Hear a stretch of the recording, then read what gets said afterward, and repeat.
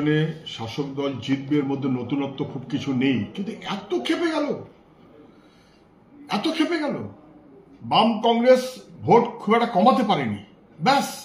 এবং তারপর বিজয় উল্লাস মানে নাকি একটা স্লোগান দেবে, খুব বেশি একটু পটকা ফাটাতে পারে, চকলেট বোমা গোছে, তাও তো হওয়া উচিত না। আর সেগুলোকে সব বাতিল করে দিয়ে একেবারে প্রাণঘাতী বোমা, বাচ্চা মেয়েটা খুন হয়ে গেল, 9 বছর বয়স। কুৎসিত বিভৎসার জয় হয়েছে, জয় হয়ে লাফাচ্ছে দুষ্কৃতীরা। দুষ্কৃতি এবং কুৎসিত বিভৎসা মিলিয়ে মিশিয়ে তৃণমূলের জয় মানে দুষ্কৃতীদের পিছনে পুলিশ প্রশাসন, তার পিছনে পুলিশ মন্ত্রী জানেন না যে বিজয় মিছিলে তৃণমূলের কি হয়? জানেন তো। জেনে বুঝে বিজয় মিছিল এবং তার মধ্য দিয়ে কে কোন দল করেন বড় কথা নয়, গ্রামের ওপরে বোমা মেরেছে, মেয়েটিকে লক্ষ্য করে বোমা মেরেছে, 9 বছর বয়স বাচ্চা মেয়েটা। খুনি, তৃণমূল খুনি।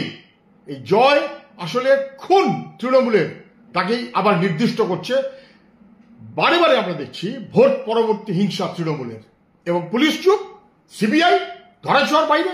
সিবিআই এর প্রশ্রয়ে, পুলিশের প্রশ্রয়ে দুষ্কৃতীরা লাফিয়ে বেড়াচ্ছে, তৃণমূল খুনের রাজনীতি করছে। কুৎসিত বিভৎস এই জয় দুষ্কৃতীদের জয়।